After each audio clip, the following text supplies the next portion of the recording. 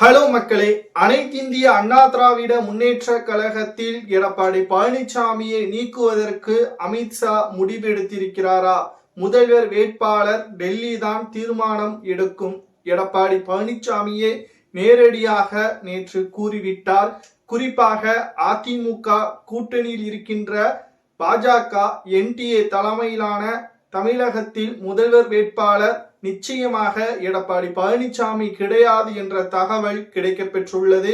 அதிமுக பாஜகவுடன் கூட்டணி வைப்பதற்கு மிக முக்கியமான காரணமாக இருந்த மாஜி அமைச்சர் தான் முதல்வர் வேட்பாளராக களத்தில் இறங்குவார் என்ற தகவலும் தற்பொழுது கிடைக்கப்பெற்றுள்ளது. முன்னாள் முதல்வரும் அதிமுகவின் பொதுச் செயலாளரும் தற்பொழுது எதிர்க்கட்சி தலைவராக இருக்கக்கூடிய எடப்பாடி பழனிசாமியே கடைசியாக ஒதுக்கி வைத்து விட்டார்களா மாஜி அமைச்சர்கள்? அதிமுகவில் நடக்கக்கூடிய நிகழ்வுகள் பற்றியும் இந்த வீடியோவில் முழுமையாக பார்க்க போகிறோம். வீடியோவிற்கு மறக்காம ஒரே ஒரு லைக் மற்றும் சப்ஸ்கிரைப் பண்ணிருங்க. வீடியோ பிடிச்சிருந்தா கமெண்ட் வாயிலாக தெரிவிங்கள். உங்களது கருத்துக்களையும் கமெண்ட் வாயிலாக கூறுங்கள். அதாவது 2024 மக்களவை தேர்தலில் அதிமுக ஒருபோதும் பாஜகவுடன் கூட்டணி வைக்காது என்று எடப்பாடி தெரிவித்திருந்தார். நாம் அனைவரும் அறிவோம். அதனைத் தொடர்ந்து அதிமுக மக்களவை தேர்தலில் மிகப்பெரிய ஒரு தோல்வியை தழுவியது. ஒரு இடங்களில் கூட வெற்றியடையவில்லை. மாறாக இதற்கு காரணம் பாஜகவுடன் கூட்டணி வைக்காததுதான் என்று மாஜி அமைச்சர்களும் தெரிவித்தார்கள்.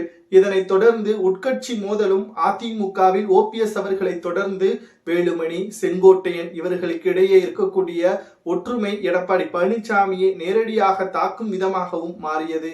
கடைசியாக செங்கோட்டையனுக்கும் எடப்பாடி பழனிசாமிக்கும் இடையே இருக்கக்கூடிய மோதல் மிக பெரிய அளவிலாக மாறுவதற்கான ஒரு சூழலையும் ஏற்படுத்தியது. கடைசியாக ஒற்றுமையாகவும் வந்துவிட்டார்கள். அதற்கு காரணம் எடப்பாடி பழனிசாமி தன்னுடைய அதிகாரம் இருக்க வேண்டும். தன்னுடைய சீனியராக எடப்பாடி பழனிசாமி அவர்கள் நினைப்பது செங்கோட்டையனை மட்டும்தான். ஏனென்றால் அவர்தான் எம்ஜிஆர் காலத்தில் இருந்து இருக்கிறார்.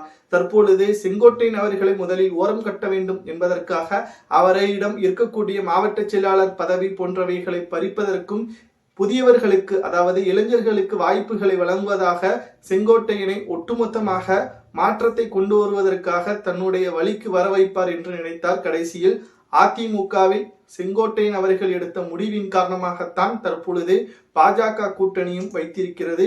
சரி, இப்பொழுது பாஜகவின் திட்டம் என்ன? அமித்ஷா அவர்களிடம் டெல்லியில் செய்தியாளர்கள் கேட்ட பொழுது தமிழகத்தில் என்டிஏ கூட்டணி தான் இருக்கிறது, அதிமுகவில் இருக்கக்கூடியவர் தான் முதல்வர் வேட்பாளராக களத்தில் இறங்குவார், அவர்தான் வெற்றியடைந்தால் முதல்வர் என்பதையும் தெரிவித்திருந்தார். இப்பொழுது பிரச்சனை பாஜகவில் இருக்கக்கூடியவர் முதல்வர் வேட்பாளர் கிடையாது.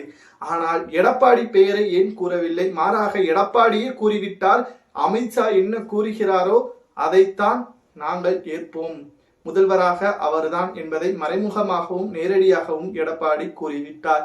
தற்பொழுது எடப்பாடி பழனிசாமி அவர்கள் மிகப்பெரிய ஒரு சிக்கலில் மாட்டிக்கொண்டால் கடைசியாக ஓபிஎஸ் அவர்களும் அதிமுகவிற்குள் மீண்டும் வருவதற்கு வாய்ப்புகள் இருக்கிறது. எப்படி என்றால், தேர்தல் நெருங்கும் பொழுது அதிமுகவின் முதல்வர் வேட்பாளராக செங்கோட்டையனோ அல்லது வேலுமணியோ அறிவிக்கப்பட்டால் பன்னீர்செல்வம் அவர்கள் மீண்டும் அதிமுகவிற்குள் வரலாம்.